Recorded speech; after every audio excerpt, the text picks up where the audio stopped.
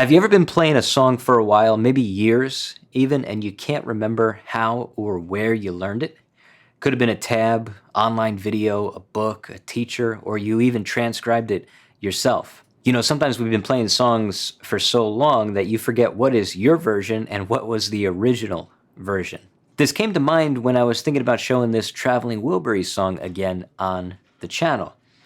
And in the past, I've taught song lessons based on ways that I've played songs for a while, and sometimes that can bite you a little bit if it's not exactly correct. So I said, you know what, let me do some extra research and check out some videos on the song. So I started looking at the original music video to the song. I checked some other people's covers, some of the song lessons that are available, and even live performance footage that's available. And as I started watching it and checking them out, I said, uh-oh, don't tell me I've been playing another one wrong for 12, 13, or however many years since I learned how to play it. But then I found a glimmer of hope, and it came from none other than one of the best guitarists in the world, Mike Campbell himself. So let's check out a few versions of the opening lick to Traveling Wilburys' Handle with Care. First, we'll take a look at the basic chords used for the introduction and a portion of the verse. And this is the part that features that famous descending bass pattern that you hear in the song. So we start with a D major. Then the bass note is going to change to a C, so this is a D over C, which is written as a D/C. And to do that, there's a couple ways to play it. More often than not, I'll actually use my second finger and come up here to 3rd fret on the A string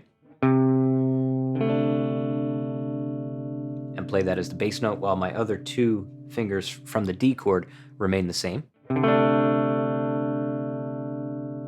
The next chord is a G over B. It's a G chord with a B in the bass. And the way that we can play that is just by using our 3rd finger, staying in the same spot as it has for the last 2 chords, and then using our 1st finger to play this B note, 2nd fret on the A string. And you notice for most of these chords we have the bottom string, the E string, muted. So up until this point we have that D major, D over C, G over B, and then finally just a G major chord. And you'll notice I'm playing that just with 2 fingers.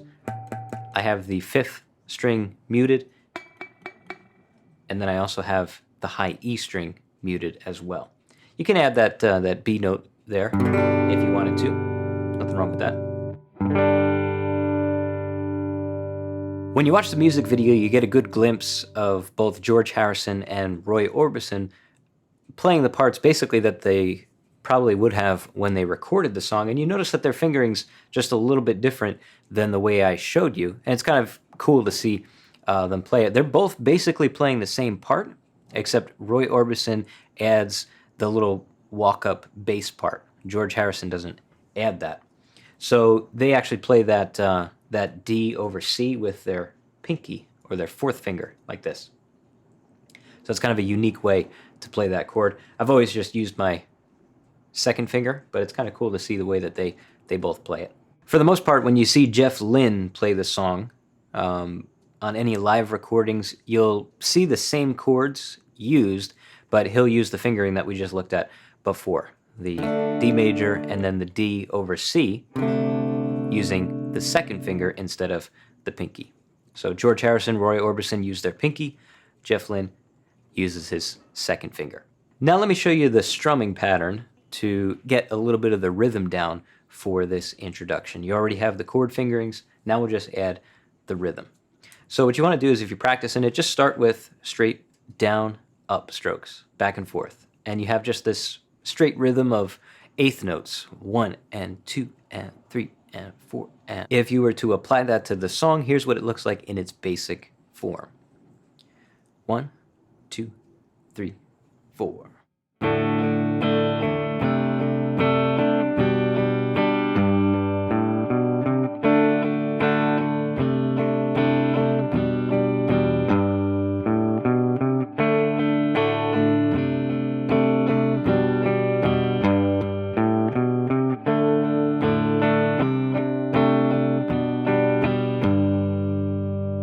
key thing to look out for is when the G major chord comes in during that progression. You'll notice that we're actually changing to the G major on an upstroke of the pick. So it's coming in on the upbeat.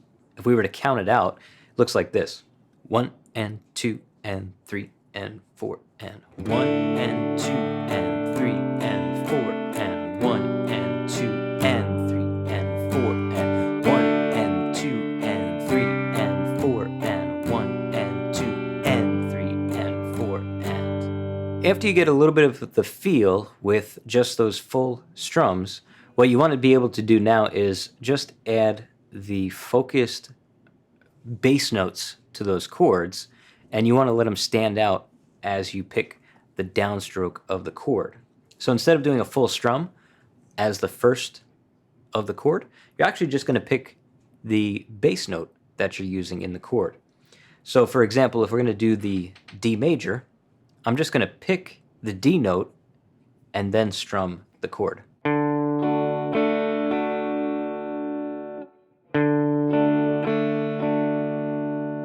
I'll do the same for each of the other chords as well.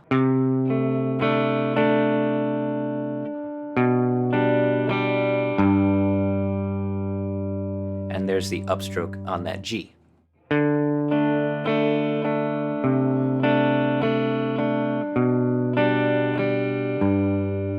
To finish out the basic chord progression and rhythm, you just have this little walk up on the A string. And that leads you into starting the chord progression over again. So that's just open on the A string, second, third, and then we start back over, picking the D note for the next phrase.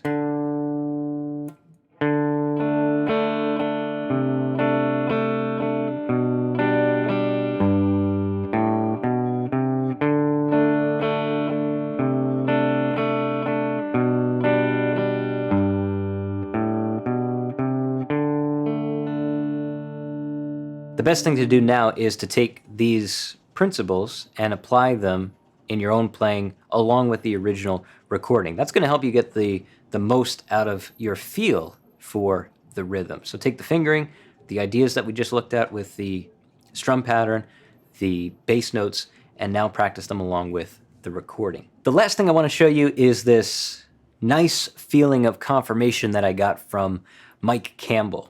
And the reason this came about is because, like I said, I've played this song in a different way for a very long time. So let me show you the way that I've always played the song, and then I'll show you where Mike Campbell comes into the picture here.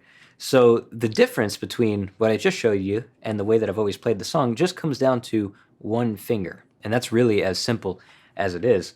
So you have your D major chord. And where I showed you to go to the D over C, I actually played that a little bit differently. I've always played it without my index finger down on the chord. And I'll show you why I've always done this. So I guess that would be like a C sus2. You would consider that, maybe? Because the way that I'm playing it, there's no... I'm muting the E string and the D string, so the only notes that are in there, there's no third. Kind of like a C add 9, just without the third, right?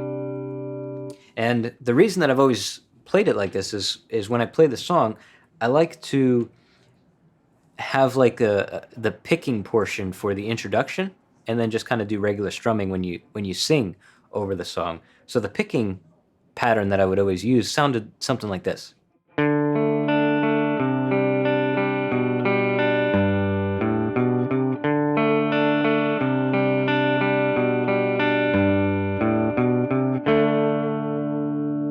And then I would go into kind of the singing of the song, and then every time that there was one of the solo breaks, go back to that little picking pattern. We're just using 3 notes out of each chord. For the D, just picking the D, G, and B strings,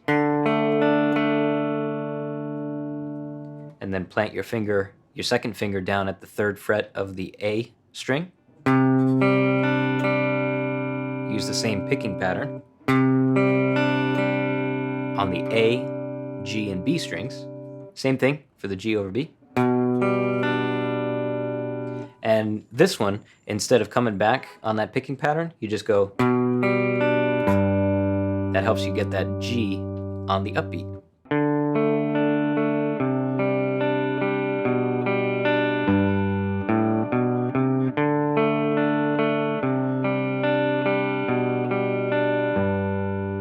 I can't remember where I learned to play it that way, but I like the sound of that C, I guess C sus2 there, instead of the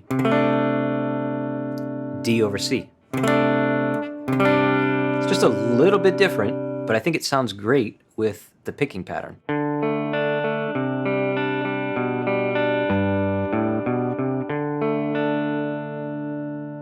So to me, the great thing about this is I had in my mind, oh wow, I've been playing this wrong the whole time. And look, if you compare it to the music video of the song, the recording, you need to have that D over C chord. But the great thing was when I was actually watching the concert footage to see some of the guys play this, again, Concert for George is a great reference for this song. You have Tom Petty playing on it, Jeff Lynne, and of course, Mike Campbell. Danny Harrison's playing on it in that version as well. So you have a number of different guitar players that you can look at. And when you see Mike Campbell play, I'm pretty sure when I watched that video, you can see his first finger come up off the fretboard when he goes to play the second chord. So I said to myself, oh, wait a second. Okay. So, I mean, I'm not in terrible company, right? If Mike Campbell is doing the same thing. But the great thing about this is I'll link another video below. You may have seen it. If you haven't seen it, it's Mike Campbell, the guitarist documentary. He's talking about the 64 Strat that he has, and it's actually the Strat that he plays in that video at the concert for the song. And the great thing about it is he starts out talking about the Strat, but then he goes into actually talking about the song, Handle with Care, that he was playing the guitar on, and he goes and shows you a close-up demonstration of his way of playing it. Of course, he also plays the slide part to the song, but you can see distinctly the way that he plays the rhythm, and he pulls up that first finger on that second chord. So to me, I felt pretty good. That was a little bit of a confirmation of the way that I've played the song for years. But again, I just wanted to give you a couple different ways to play the introduction and that first section of the verse chords for Handle with Care by the Traveling Wilburys. Be sure to hit that like button if you haven't already. That helps the video get out to a few more people and hopefully promotes the channel a little bit. Subscribe for more videos just like this and hit the bell icon to get notified when they come out, and I will see you in the next one.